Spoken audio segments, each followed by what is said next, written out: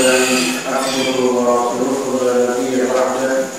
اللهم صل وسلم على نبينا محمد وعلى اله وصحبه اجمعين. اما بعد. معاشر المسلمين والمسلمات، اعاذنا الله واياكم جميعا. الحمد لله رب العالمين. Dari Allah karunia kita melanjutkan kajian kita. Insyaallah kita akan membahas kitab Minhajul Muslim, yaitu al-fasl tsani, pasal yang ke-12 fi jumlah akhlaq al-dhamimah az-zulm al-hasad al-ghish wal-riya wal-kadhib wal-'ajz wal-kasal, yaitu bab atau pasal tentang kumpulan akhlak-akhlak tercela. Yang pertama zalim, yang kedua hasad, yang ketiga akhlak menipu, yang keempat riya, yang kelima ujub, itu GR, kagum dengan diri sendiri. Kemudian al-ajzu, lemah, yang terakhir al-kasal, malas. Pada pertemuan hari ini kita akan membahas yang pertama atau akhlak buruk yang pertama, perilaku zalim. Az-zulmu, zalim secara bahasa artinya wad'u syai' ala ghairi mawdi'ihi, meletakkan sesuatu bukan pada tempatnya. Jadi meletakkan sesuatu, menyikapi sesuatu bukan pada tempatnya, itu zalim secara bahasa. Jadi zalim enggak selalu identik dengan kejahatan atau perbuatan menganiaya. Naruh pisau misalnya, jirin mariba itu zalim, bukan pada tempatnya. Naruh nasi misalnya sudah matang, bukan di tempatnya, tapi naruh di kulkas, itu juga zalim secara bahasa aja. Jadi meletakkan sesuatu bukan pada tempatnya secara bahasa itu zalim.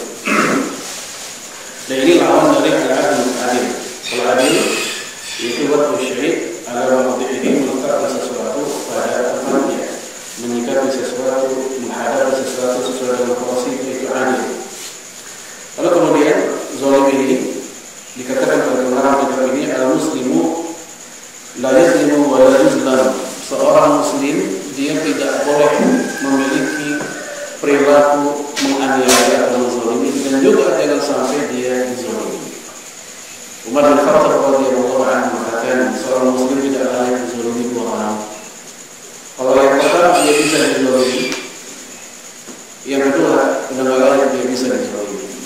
Artinya dia harus memiliki sikap waspada, hati-hati kalau sudah pernah mengalami zalim orang lain. Lalu kemudian fala yasduru anhu zulmun li ahadin, maka tidak boleh bagi seseorang muslim tampil dari dirinya, keluar dari dirinya akhlak zalim itu untuk saudaranya, seorang pun, bahkan untuk non muslim pun kita tidak boleh atau tidak diizinkan untuk berperilaku zalim kepada mereka. Wala yaqbalu zulman li nafsihi min ahadin, dan dia pun juga jangan sampai menerima kezaliman dari orang lain. Kalau untuk kita berupaya tidak menzalimi orang lain, barangkali kita bisa untuk melakukannya.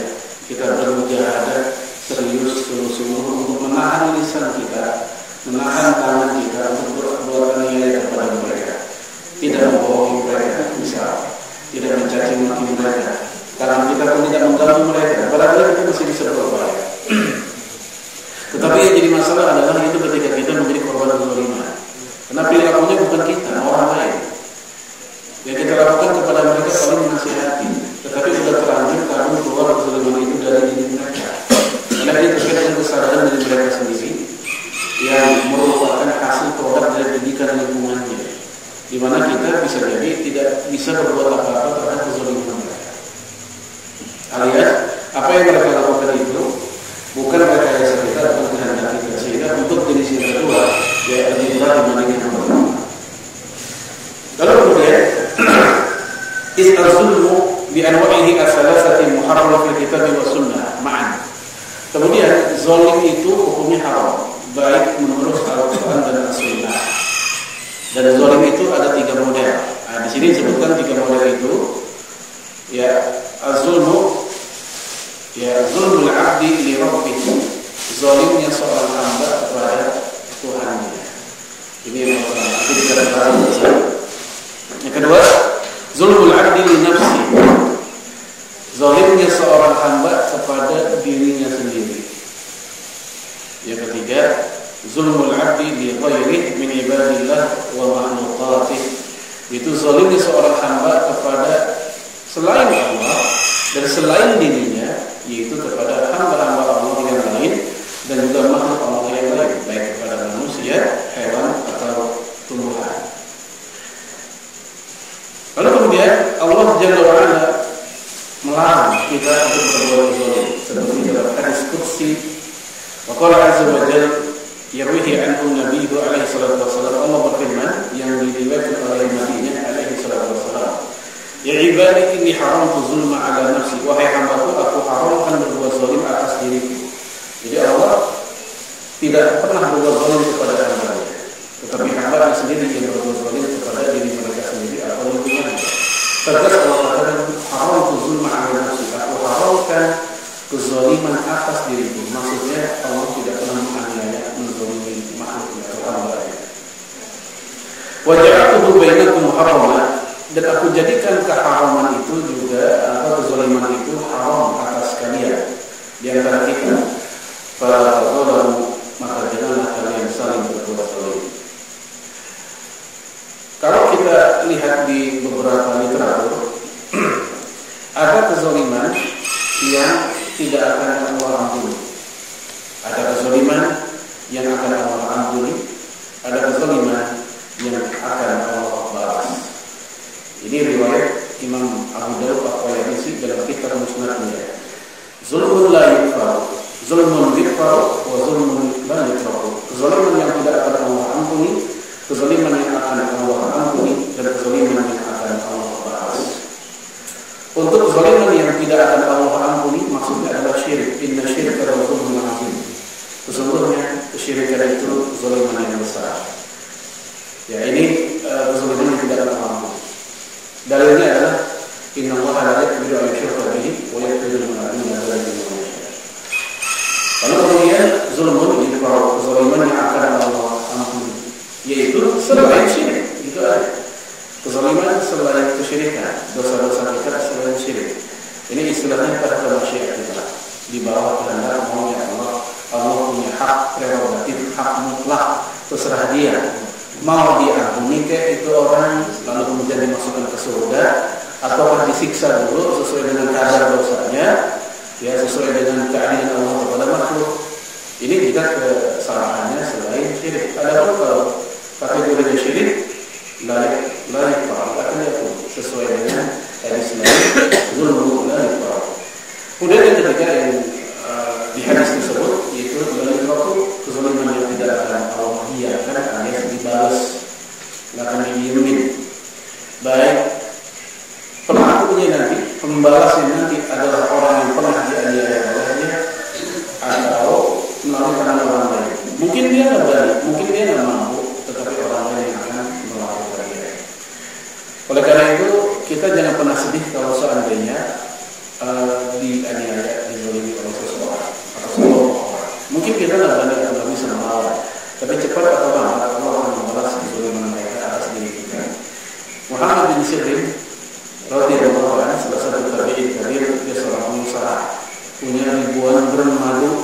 Suatu ketika anak buahnya cerita ada sebuah bangkai yang nyemplung ke salah satu drumnya, drum madu tersebut, tapi nggak ketara drum yang mana, sementara drumnya jumlahnya ribuan.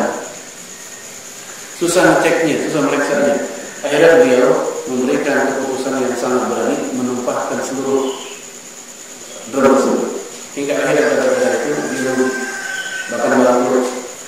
Nah, yang dia salahkan bukan anak buahnya, yang dia salahkan bukan letak drumnya, tapi yang dia salahkan adalah kejahatan apa yang saya buat hingga akhirnya Allah membalas seperti itu. Dia cari, dia ingat ketika masa muda dia pernah datang ke pasar, jual beli, ya nawar kepada seorang pedagang seorang ibu-ibu, seorang wanita yang sudah agak tua, dan ternyata tawarannya ditolak, tidak diterima oleh si wanita ini. Maka keluarlah kalimat yang mencaci maki si perempuan ini, yaitu kalimat yang berbunyi la rabahatillah, semoga Allah tidak menguntungkan perniagaanmu, semoga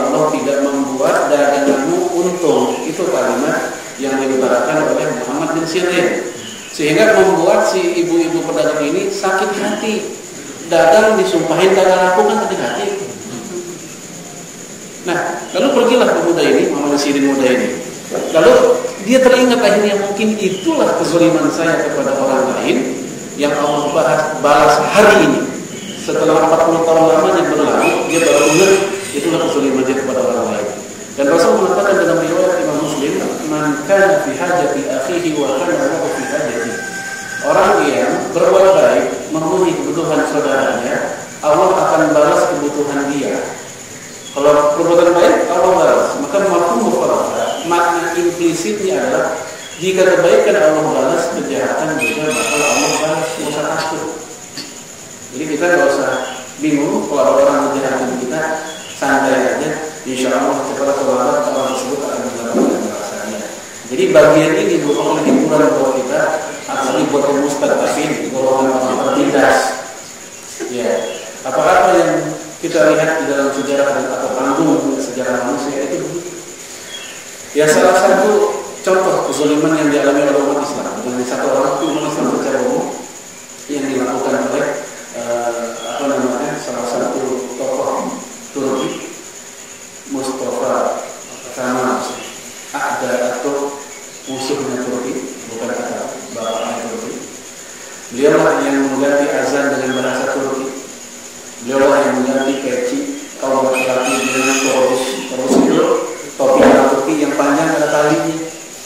Lalu kemudian dia juga yang akhirnya ujung-ujungnya menentukan, menghilangkan sistem kekhilafahan Islam.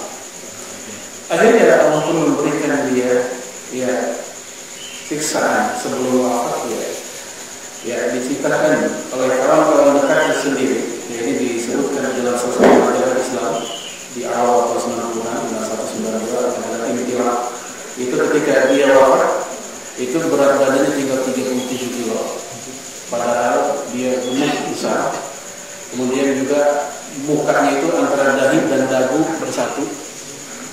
Atau istilahnya pengek begitu. Jidat sama dahi bersatu. Ini siksaan sebelum Allah berikan di akhirat, Allah berikan panjangnya di dunia. Lantaran begitu zalim dia kepada umat Islam, bukan hanya satu orang, tapi umat Islam secara umum. Kekhilafahan dihilangkan, ya bahkan sampai dia punya keputusan tentara Turki kalau ketahuan sholat pecat. Dan keputusan itu terus berlangsung cukup lama hingga akhirnya pelan-pelan dibuat oleh aktivis Islam mulai dari Najamuddin Erbakan hingga hari ini sampai ke ini contoh kezaliman dan dampaknya yang Allah berikan atau Allah buktikan bahwasanya kezaliman tidak akan Allah biarkan. Baik, kita lanjut. Lalu kemudian Rasulullah SAW bersabda, "Wattaqi da'watal mazlum." Takutlah kalian terhadap doa orang yang dizalimi. Fa innahu laisa bainaha wa bainallahi hijabun. Karena antara dia dengan Allah tidak ada hijab. Doa antara orang yang sedang dianiaya dengan Allah tidak ada penghalang. Dan Rasul mengatakan takutlah terhadap doa orang-orang yang kayak begitu tuh. Artinya tidak ada penghalang, yaitu tidak ditolak doanya. Ini ditegaskan juga dalam hadis lain, salah satu natural da'watuhum. Ada 3 kelompok manusia yang doanya enggak ditolak. Yang terakhir yang disebut dari 3 kelompok itu adalah da'watul mazlum, doa orang teraniaya. Yang pertama itu da'watul walid ala waladihi, doanya orang tua kepada anaknya. Yang kedua da'watul musafir, doa orang yang sedang safar. Dalam hadis lain yaitu da'watul shaim hatta yuftir, doanya orang puasa sampai dia berbuka. Tapi dalam riwayat tadi disebutkan yaitu doanya musafir, doanya orang tua kepada anaknya, kemudian doanya musafir, dan yang ketiga da'watul mazlum, doanya orang teraniaya. Nah, dari sini sebagian ulama yang membolehkan, ya bukan yang menunjukkan, sekedar membolehkan, ya bahwasanya orang yang dianiaya untuk berkata-kata keras, kasar kepada si pelaku kezaliman. Apa dalilnya selain hadis ini? Al-Quran juga ngasih tahu, la yuhibbullahu al-jahra bis-su' minal qaul illa man zulim. Allah enggak suka sama orang yang terang-terangan ngomongnya kotor. Allah enggak suka illa man zulim, kecuali buat orang yang dianiaya. Untuk orang yang dianiaya, maksudnya dia wilayah yang dibolehin, kategori yang dibolehin untuk berkata-kata kasar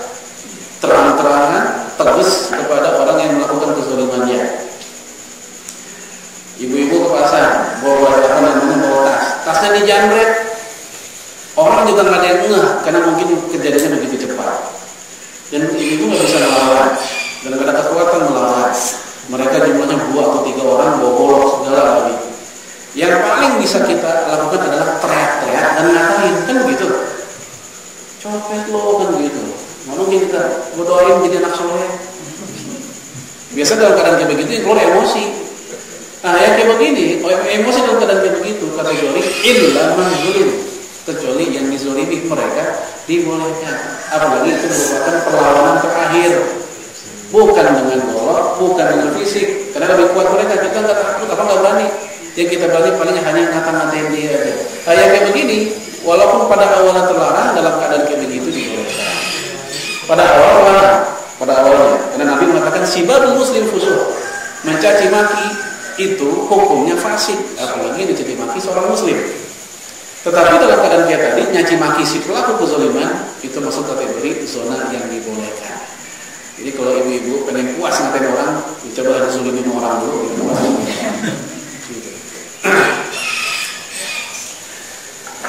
Lalu kemudian ya wa anwa'uz zulmi salasatu hiya, ini lain lagi. Jenis zalim itu ada 3 yang tadi kita bahas, yaitu zulmul abdi li rabbih, zalim seorang hamba kepada Rabbnya.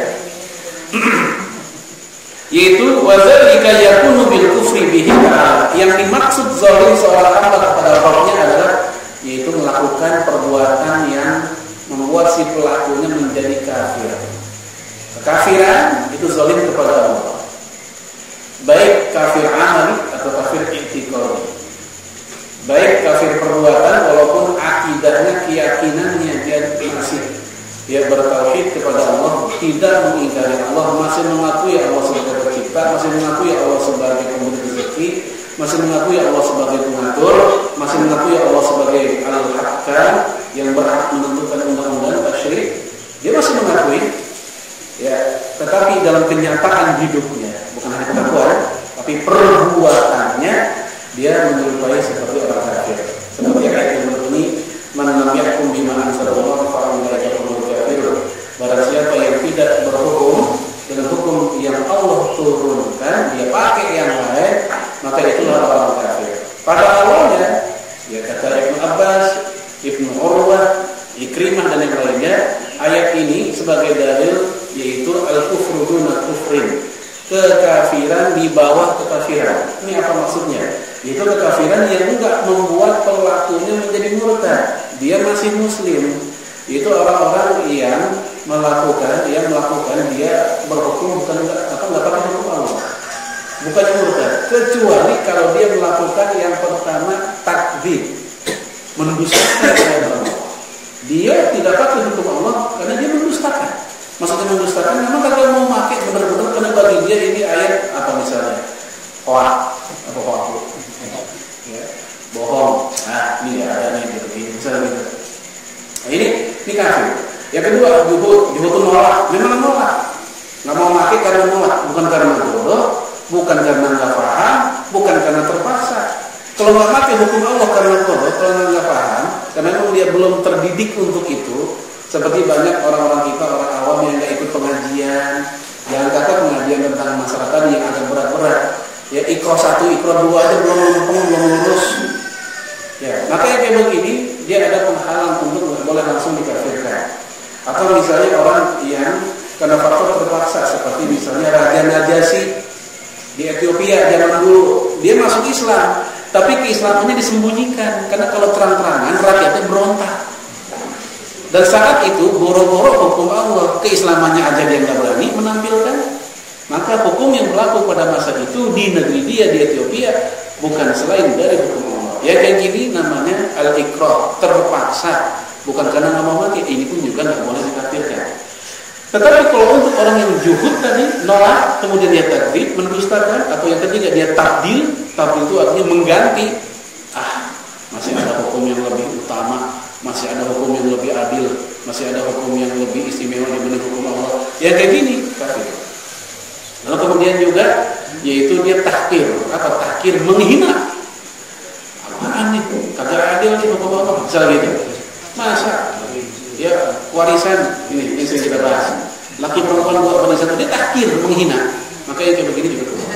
Ya kafir, dia adalah kafir i'tiqadi. Tapi kalau masih seperti tadi, dia nggak pakai hukum Allah karena terpaksa atau dia nggak paham, maka nggak boleh dikatakan kufur i'tiqadi. Kufur i'tiqadi kafir akidah. Ya, dia baru kafir amal. Perbuatannya kayak orang kafir, walaupun dia akidahnya masih muslim. Nggak boleh difatwakan murtad orang kafir. Jadi jamaah sekalian, ini penting perincian ini supaya kita nggak gampang mengkafirkan. Di satu sisi pun juga harus paham pada titik apa, pada taraf kayak apakah seseorang dikatakan keluar dari Islam dalam bab masalah tahkim, masalah hukum dengan hukum Islam. Allah berfirman, wal kafiruna humuz zalimun. Orang-orang kafir itulah orang-orang yang zalim. Kenapa? Kenapa mereka disebut zalim? Karena mereka menuhankan sesuatu yang tidak layak dituhankan. Menurut kita, ya menurut kaum muslimin dan akidah yang kita yakini, apa yang mereka yakini sebagai Tuhan, yang mereka yakini sebagai sesembah, yang mereka yakini sebagai pencipta dan seterusnya, bagi kita bukan.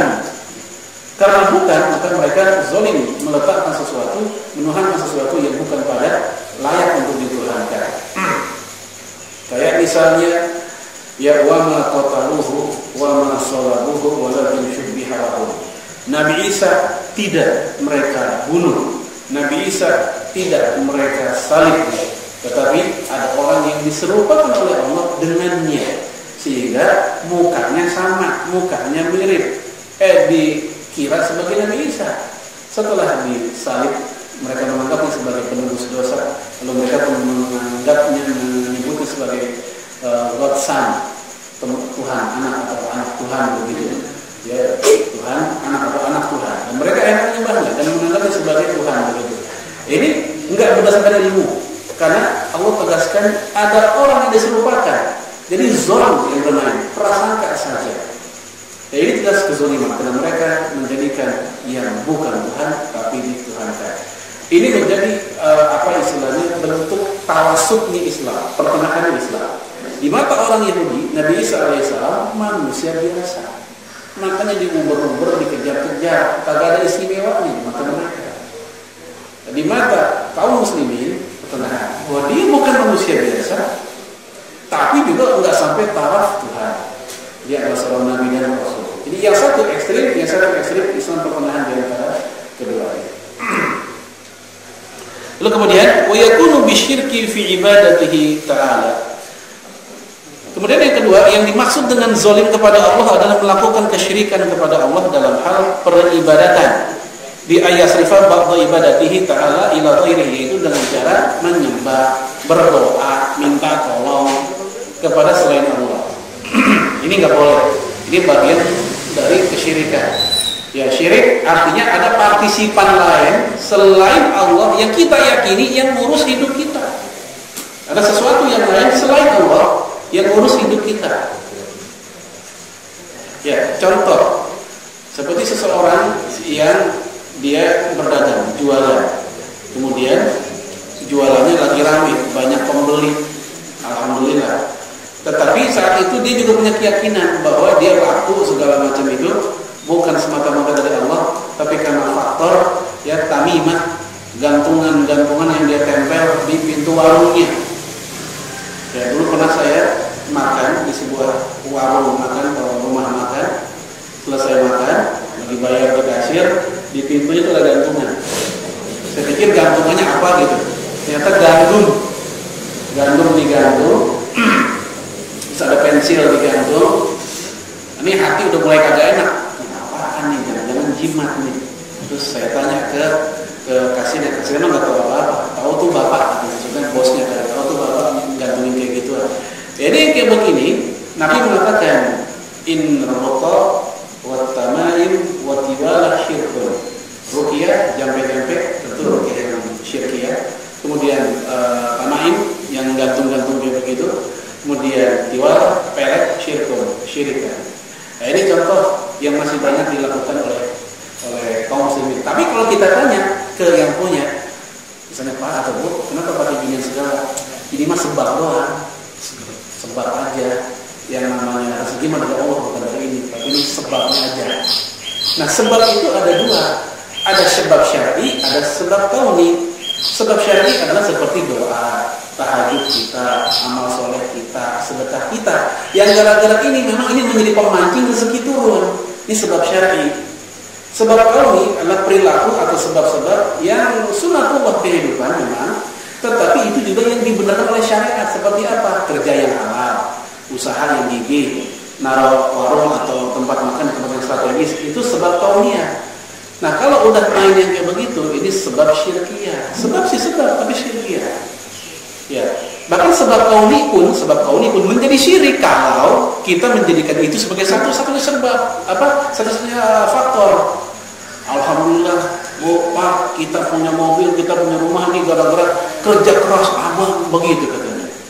Abang nggak tidur demi, jadi seolah-olah semuanya dari dia, kayak korun jadinya.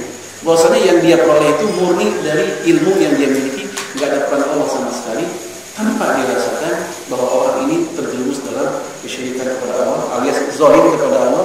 Dia meniadakan peran Allah dalam masalah kehidupan rezekinya, selamatnya, atau misalnya surga nerakanya. Dia mengingkari Allah.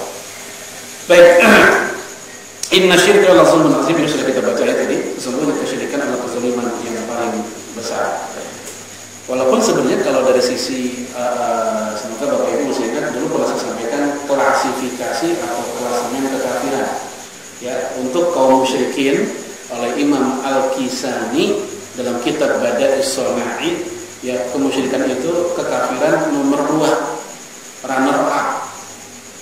Ya, nomor 1 kekafiran itu adalah ateis, ad-dahriyah wal mu'attilah. Masih ingat ya? Ini sudah sering saya sampaikan tentang tingkatan-tingkatan orang kafir. Pertama ateis, ini paling tinggi. Yang kedua yaitu kaum paganis, yaitu orang-orang yang yukiruna biwahdaniyatihi walakin yukiruna yukiruna as-salih walakin yukiruna biwahdaniyatihi. Kelompok yang mengakui adanya Allah tapi dia mengingkari keesaannya, berarti politeis, kaum paganis, kaum musyrikin. Siapa mereka? Humul majus wal wasaniyin. Mereka adalah orang majusi dan juga kaum paganis. Ini kata pengarang kitab tersebut. Ini nomor 2. Ya, di sini memang disebutkan lazulmun azim, kezaliman yang besar. Ini ijtihad dari para ulama kita. Ada ternyata kezaliman yang lebih besar dari syirik bagi mereka. Kalau orang musyrik, dia masih mengakui adanya pencipta. Lihatlah orang primitif, gunung meletus, apalagi gempa bumi, biasanya dia langsung bikin sajen tuh, orang primitif bikin sajen, naruh di bawah pohon, naruh di bawah bukit. Berarti apa? Itu ada nurani ketuhanan dalam dirinya, cuman mereka salah dalam menafsirkan. Disebutkanlah dewa ini, dewa itu, begitu. Jadi mereka mengakui Tuhan itu ada, cuman nggak nangkep apa itu. Nah kalau kita ya alhamdulillah ada seorang nabi yang memberitahu dengan firman Allah. Ya misalnya inna hadhihi ummatukum ummatan wahidah wa ana rabbukum fattaqun. Inilah umat Islam, umat yang satu, dan akulah Tuhanmu. Jadi udah ada informasinya. Yang dimaksud Tuhan itu adalah Allah. Nah, kalau mereka orang primitif, ya seperti itu. Mereka salah dalam memberikan apresiasi apakah Tuhan itu, maka mereka istilahkan dengan dewa ini, dewa itu, segala macam. Nah, makanya kalau dipikir-pikir, orang ateis yang ngakunya modern, sekarang banyak di kampus-kampus, dosen-dosen, ya, di UI pun juga ada yang ateis, di UI. Ya, lalu kemudian di luar negeri yang katanya modern, itu masih kalah sama orang primitif. Orang primitif aja tahu ya bahwa pencipta itu ada, tapi mereka yang mengaku modern mengingkarinya. Barulah peringkat yang ketiga, yaitu kaum al-falasifah. Itu kelompok yang mengatakan bahwasanya yukiruna as-sani wa yukiruna bi wahdaniyatihi wa lakin yukiruna bi risalati ra'san. Itu kelompok yang mengakui Allah itu ada, yang mengakui bahwasanya Tuhan itu Allah itu esa, karena dalam kalimat ini tidak disebut Allah tapi sani, pencipta. Lalu kemudian dia tak mengakui kenabian secara global. Bagi mereka kenabian bukan dari Allah, tetapi dari memang itu orang pintar, itu orang soleh, maka dia jadi nabi. Ayat keempat itu kelompok yang mereka yukiruna bi risalati rasul walakin yukiruna bi risalati nabiyina Muhammad alaihi salatu wasallam. Itu kelompok yang mengakui bahwa Allah itu ada, mengakui bahwasanya kenabian secara umum, ya paham mereka juga mengakui, tapi mereka tidak mengakui kenabian Nabi Muhammad sallallahu alaihi wasallam. Siapakah mereka? Ahli kitab Yahudi dan Nasrani.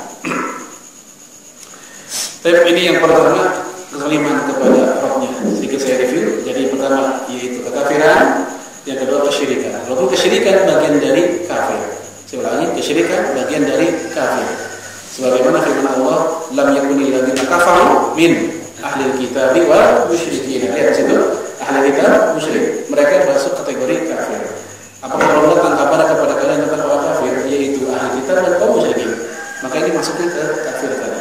Ya. Kalau kemudian supaya kita nggak sembarangan juga mengkafirkan, nggak seluruhnya syirik itu, perilaku syirik itu membuat pelakunya menjadi kafir atau murtad. Ya, melainkan syirik asghar saja. Ya, semoga jemaah juga masih ingat, mungkin bisa dibuka catatannya. Itu yang pertama kayak riya, ini syirik kecil, tidak membuat pelakunya menjadi kafir. Kecuali kalau dia menghalalkan riya. Riya itu boleh misalnya, yang ini menghalalkan riya. Yang kedua, sumpah dengan selain nama Allah, di mana Nabi mengatakan man halafa bi ghairi Allah faqad asyraka aw kafara. Barang siapa yang bersumpah dengan selain nama Allah, maka dia telah melakukan kesyirikan dan kekafiran. Yang ketiga, seperti misalnya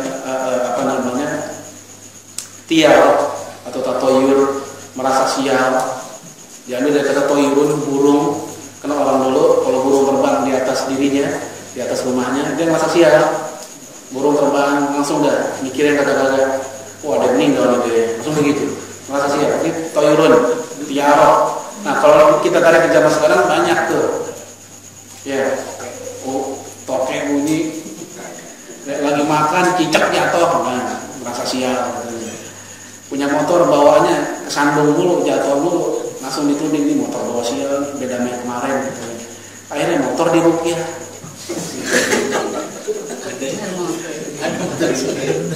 Ada motor diruqyah, mobil diruqyah.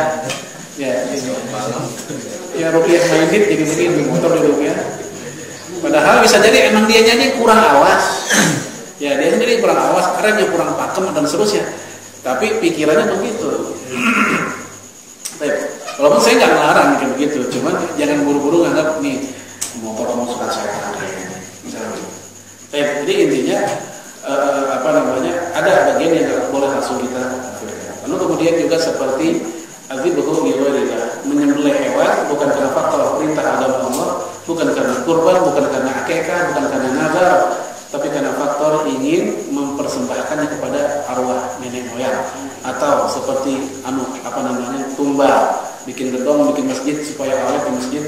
Ya gedungnya bukan jamaahnya nggak awet, ya sepi, tapi gedungnya memang keker ditanam kalau di situ. Nah ini tumbal, kayak ini syirik. Ya, dan selesai. Tapi ini tidak membuat pelakunya menjadi murtad, kecuali kalau dia menghalalkan itu semua, atau dia meremehkannya, atau dia mengulang-ulangnya, maka syirik kecil berubah menjadi syirik besar. Baik, yang kedua, zulmul abdi li ghairihi min ibadillahi wa makhluqatihi, zalimnya seorang hamba kepada makhluk Allah yang lain. Wa dzalika, yang demikian itu karena faktor bi adiyatihim fi a'radihim, yaitu dengan cara mengganggu mereka. Diganggu, ya baik gangguan mulut atau gangguan tangan. Itu pada a'radihim, kehormatannya. Ya, kehormatannya diomongin gitu lagi. Ya wajib kenal si anu enggak kenal apa dulu gitu ya. Dia mah kalau acara arisan warga, arisan RT, dia tuh yang paling ramai mulutnya. Padahal dia juga ramai, ketika ngomongin ramai juga.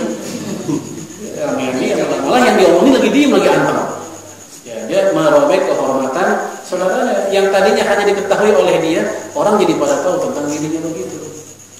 Bu, kenal si anu enggak? Oh, kenal, kenapa? Ya, lakinya kan si begini. Oh iya, tadinya mah nggak ada yang tahu, jadi tahu semuanya. Kok begitu ya? Gitu dia. Kelihatannya kan soleh banget tuh keluarga, kalau lakinya merusak banget, dibongkar semua. Dia lupa tentang aib dirinya sendiri.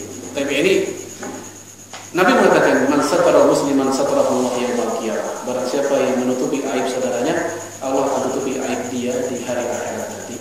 Saya yakin kita semua punya aib, punya noda, punya aurat yang enggak enak kalau orang tahu, dan kita pun malu kalau orang tahu. Aurat ini sudah Allah tutupi sebenarnya, yaitu ketika kita melakukannya juga diam-diam, atau ini hanya celah yang diketahui oleh anak dan istri saja. Tapi karena faktor mulut kita yang bocor mulut gitu, kemana-mana ngomong, jelek-jelekin orang, akhirnya Sebagaimana kezaliman akan Allah balas, yang kita lakukan itu akan Allah balas juga. Orang jadi tahu, oh ternyata si Anu yang di dunia dahulunya kelihatannya soleh di mata kita, aslinya dia begini ternyata. Baik.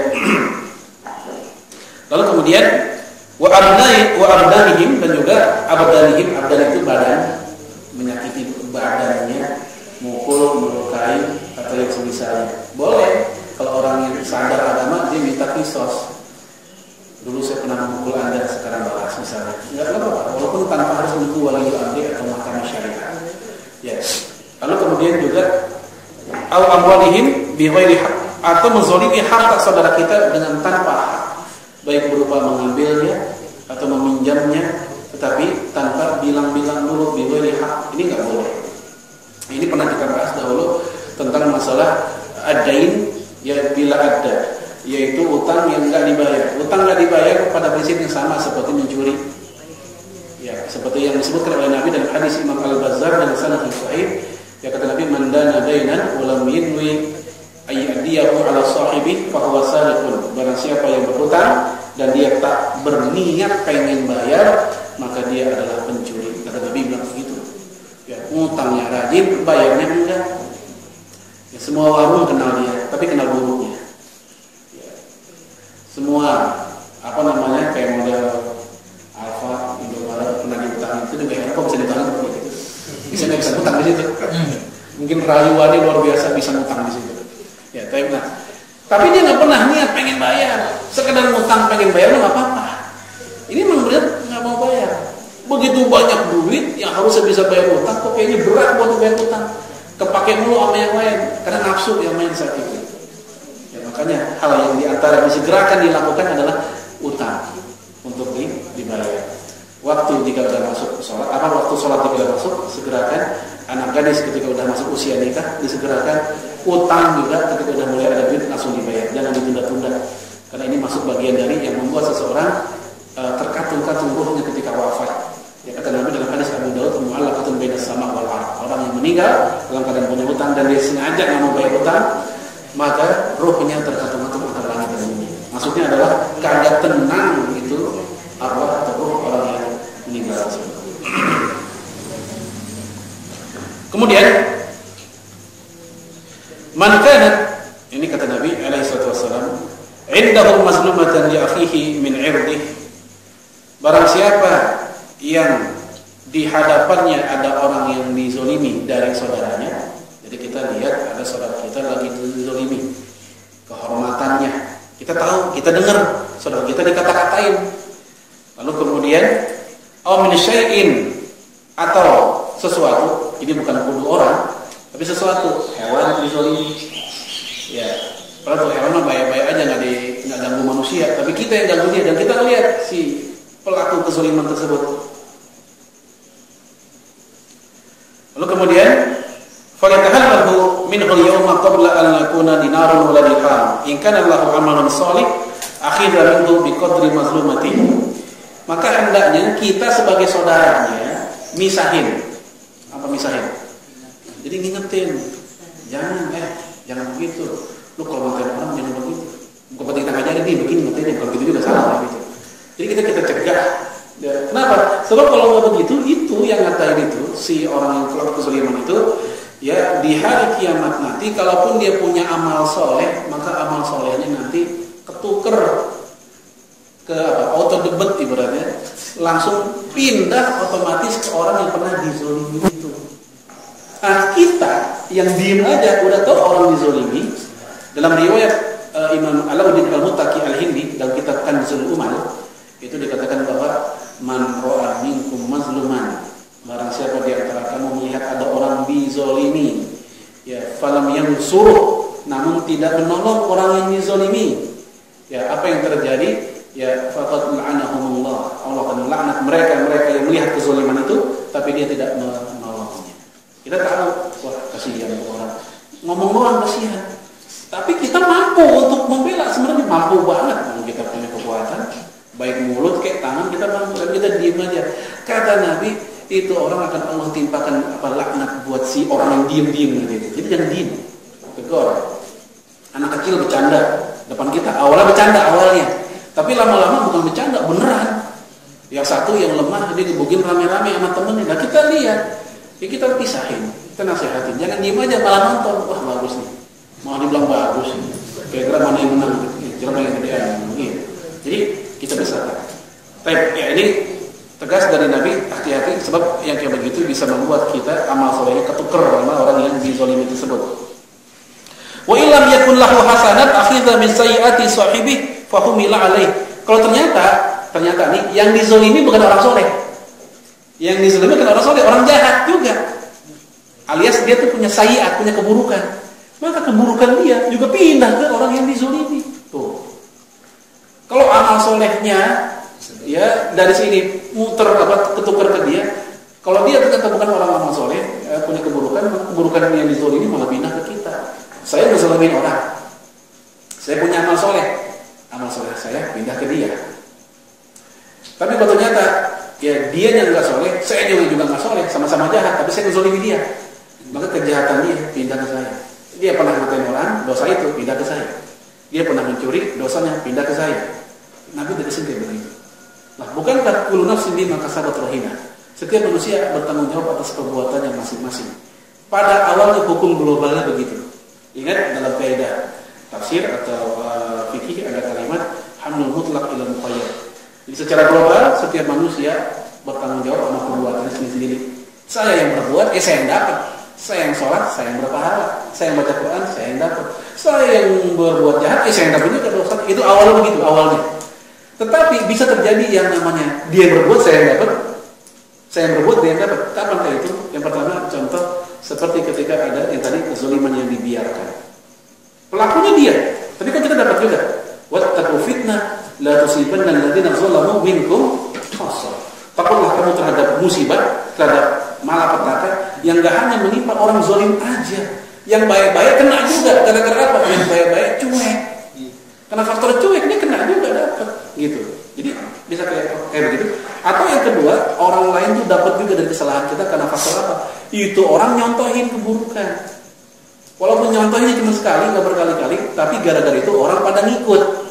Ribuan orang pada ngikut, nggak sekali, berkali-kali. Maka yang mengawali dapat juga. Man sanna fil Islam sunnatan sayyi'ah falahu wizruha wa wizru man 'amila biha min ba'di min ghairi an yaqusa awzarihim syai'. Barang siapa yang mengawali keburukan, kemudian keburukan itu dicontoh sama orang lain, diikuti sama orang lain, maka dia berdosa, orang lain juga berdosa. Kumpulan dosa orang lain itu yang sebanyak itu ngumpul kepada orang yang pertama memberikan contoh. Jadi bisa aja orang dapat dosa dari orang lain bukan karena faktor Allah mengingkari ayat yang tadi, tidak mungkin Allah mengingkari ayat yang tadi, tetapi ingin menegaskan, merinci globalnya kayak tadi. Orang bertanggung jawab perbuatannya masing-masing. Tetapi ada bagian-bagian pengecualian bahwasanya ada perbuatan yang bisa yang berdampak pada dosa orang lain yang kita kena faktor ketidakpedulian kita atau kita memberikan contoh yang buruk kepada orang lain. Lalu kemudian kita masuk ya hadis yang terakhir di bagian ini. Kullul muslim ala muslim haram. Setiap muslim atas muslimnya haram. Apa aja? Damuhu, darahnya, wa maluhu, hartanya, wa irduhu, kehormatannya. Ini masuk kategori di antara 5 daruriyatul khamsah. 5 daruriyatul khamsah artinya adalah kebutuhan mendesak yang enggak boleh ditelantarkan, yang mesti dijaga banget, yaitu agama, kemudian jiwa, nyawa, kemudian yang ketiga adalah harta, yang keempat adalah nasl, keturunan, yang ke 5 akal. Sebagian ulama menambahkan al-Qarafi, seorang ulama mazhab Imam Malik, menambahkan yang keenam yaitu al-ilm, kehormatan, sebagaimana hadis ini, yaitu haram bagi kalian mengganggu darah saudara kalian, hartanya dan kehormatannya. Darah yang tadi sudah kita bahas, yang melukainya, membunuhnya, apalagi harta, mencurinya atau minjam tanpa bilang-bilang, minjam jadi milik, ya, wa irdi, atau kehormatannya diganggu, ya, ngatain saudara yang bukan budak dikatain budak, seperti yang dilakukan oleh sebagian sahabat kepada Nabi yang lain. Akhirnya Nabi menegur mereka. Baik. Kemudian yang terakhir, kezaliman yang terakhir, zulmul abdi li nafsi, kezaliman hamba kepada dirinya sendiri. Wa dzalika, yaitu jenisnya dengan cara bi tadasiyatiha bi athari anwa'iz dzunub wal jaraim. yaitu dengan mengotori diri sendiri dengan melakukan dosa dan jaraim. Jaraim itu jamak dari jarima. Ya, jarima artinya kejahatan, hal-hal yang buruk. Kemudian wasaiat dan kejelekan-kejelekan min ma'asillah wa rasulih, berupa maksiat kepada Allah dan Rasulnya. Ya, saya lagi bikin maksiat nih, yaitu zalim sama diri sendiri. Ya, wa man zalamuna, ya kami dan mereka tidaklah menzalimi kami, walakin kanu anfusahum yazlimun, tetapi mereka menzalimi diri mereka sendiri. Ya, lalu kemudian juga famartakibu al-kabirah min al-itsmi wal fawahish, maka seluruh perbuatan perilaku yang mendampak atau berdampak pada dosa dan juga fawahish, kekejian, huwa zalimun li nafsi, itu masuk kategori zalim kepada diri sendiri.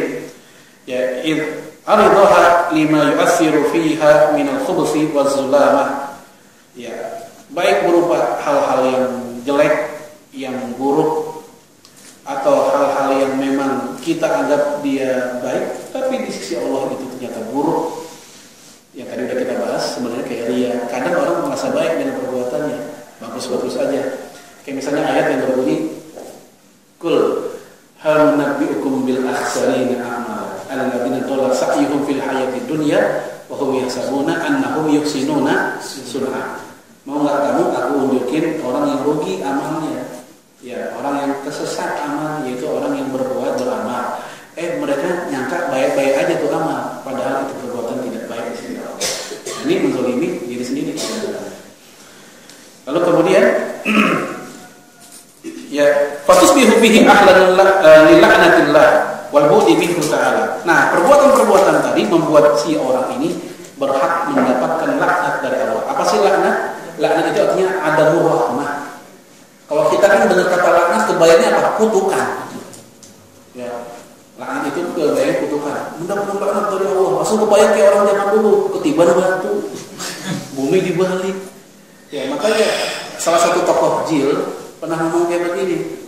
Kalau memang pelaku LGBT, apa tuh, lesbian, gay, B-nya apa? Banci. Biseksual, ya. Biseksual itu atau ACDC, laki doyan perempuan doyan. Ya. Terus T-nya apa? Transseksual. Nah, ini ada tokoh jil mengatakan kalau memang itu mendapatkan laknat Allah sebagaimana umat terdahulu, kenapa sampai hari ini pelaku LGBT aman, nggak ada yang ketiban batu? Ini kan terlalu terlalu tekstual. Katanya mereka anti tekstual, nggak mau tekstual. Tapi mereka tekstual.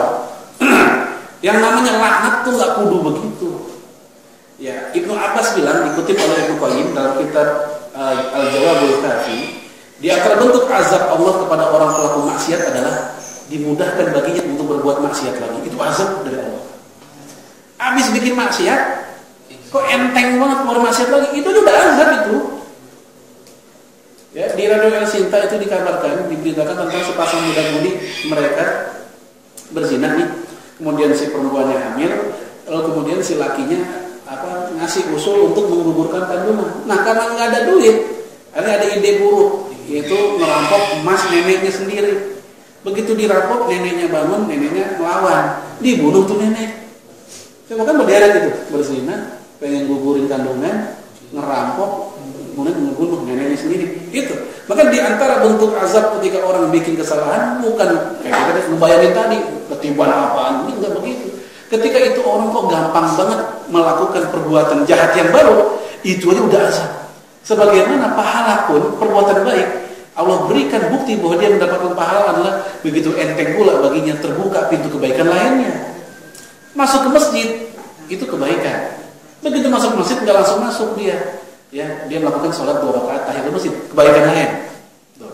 Masuk masjid udah sebuah kebaikan, nongol kebaikan baru tahiyatul masjid. Habis sholat tahiyatul masjid nggak langsung berdiri, dia wirid sebentar, itu udah kebaikan. Keluar dari masjid dia baca doa keluar masjid, ini rentetan kebaikan. Jadi di antara bentuk bahwasanya orang mendapatkan pahala atau kebaikan dari Allah adalah dimudahkan pula dia membuat kebaikan lanjutan dari kebaikan sebelumnya. Sebagaimana Allah memberikan azab kepada orang dari keburukannya adalah dimudahkan orang itu gampang banget bikin kejahatan baru setelah kejahatan sebelumnya. Ini ada rahmat, hilangnya rahmat kasih sayang kepada mereka. itulah yang namanya laknat. Dan orang-orang tadi itu yang zalim kepada diri sendiri pun juga mendapat laknat kepada Allah kepada mereka. Baik, jemaah sekalian, ini akhlak yang pertama yaitu zalim dengan beragam macam. Insyaallah akan kita lanjutkan pada akhlak yang kedua yaitu hasan. Barangkali ada dialog, aku lupa lihat. Wassalamualaikum warahmatullahi wabarakatuh.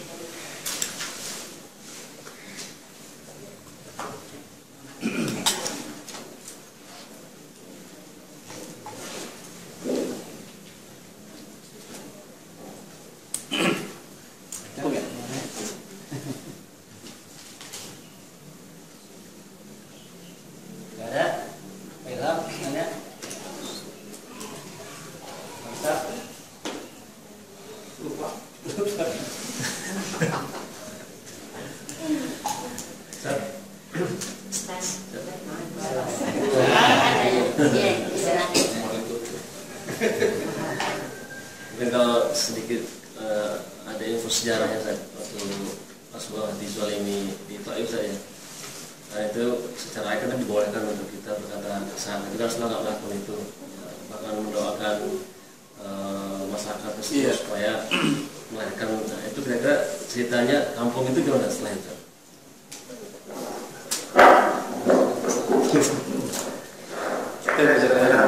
Sebenarnya saya ingin bahas dulu begini. Kalau kita dijahatin orang, dizalimi orang, itu ada dua pilihan sebenarnya. Ngebales boleh.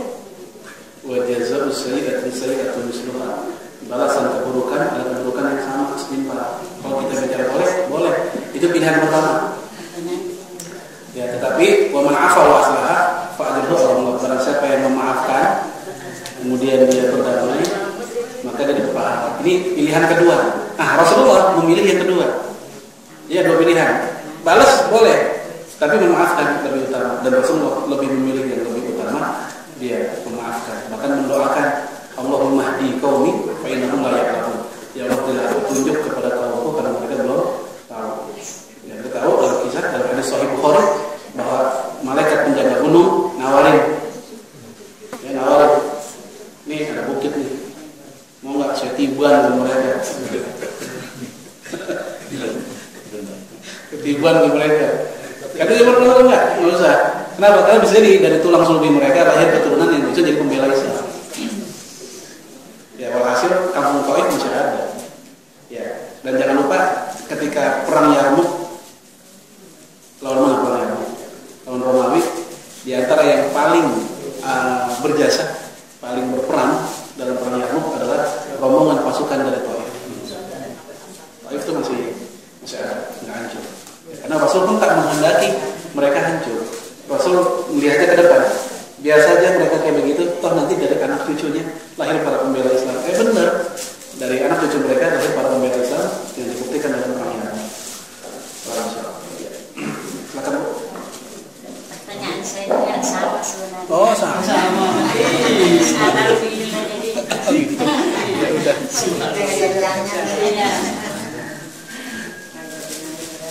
Lagi tuh. Tadi kalau orang yang melakukan zaliman itu akan dibalas oleh Allah ya, di dunia itu lalu berarti di akhirat. Itu kalau sebelum Allah menjatuhkan lapangan kesana itu dia sudah bertaubat gitu. Apakah dia itu diterima taubatnya tapi hukumannya itu sudah diberikan dulu di dunia ini.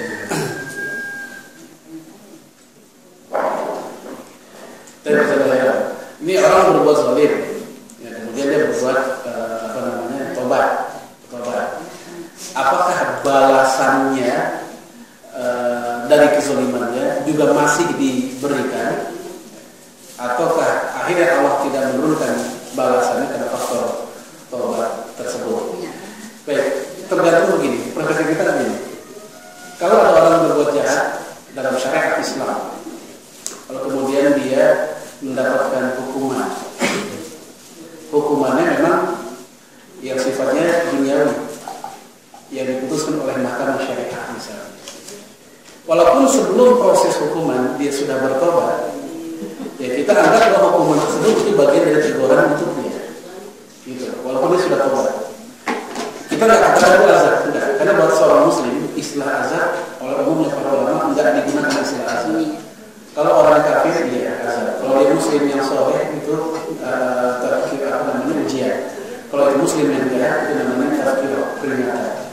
Maka kalau dia berbuat jahat, lalu kemudian dia bertobat, di proses pertobatan itu ada masa-masa pengadilan. Misal kejahatannya berupa kejahatan yang memang kategori yang pidana. Kemudian dia dihukum secara manusiawi, dia dihukum oleh hukum dunianya. Maka bisa jadi kita katakan hukuman ini bagian dari ya balasan Allah dia. Ya untuk apa fungsinya? Pensucian dosanya. Pensucian dosanya. Lalu kemudian juga bagaimana kalau kejahatannya bukan yang seperti itu? Kezalimannya bukan kayak begitu. Hanya kezaliman yang tidak berdampak pada jinai atau pidana. Ya sekedar misalnya apa sih? Saya ngomel sama anak tanpa sebab, marah-marah tanpa sebab. Ini kan nggak mungkin dipenjara untuk kayak begitu. Tapi setelah itu saya istighfar, ya Allah, kembali saya zalim sama anak. Ya saya marah luar biasa kepada anak tanpa sebab sehingga saya sangat takut, misalnya begitu. Dan ketika saya tobat, ya apakah akhirnya Allah tidak membalas ini semua? Maka ini kembali ke ayat tadi tahta masyiatillah, di bawah kehendak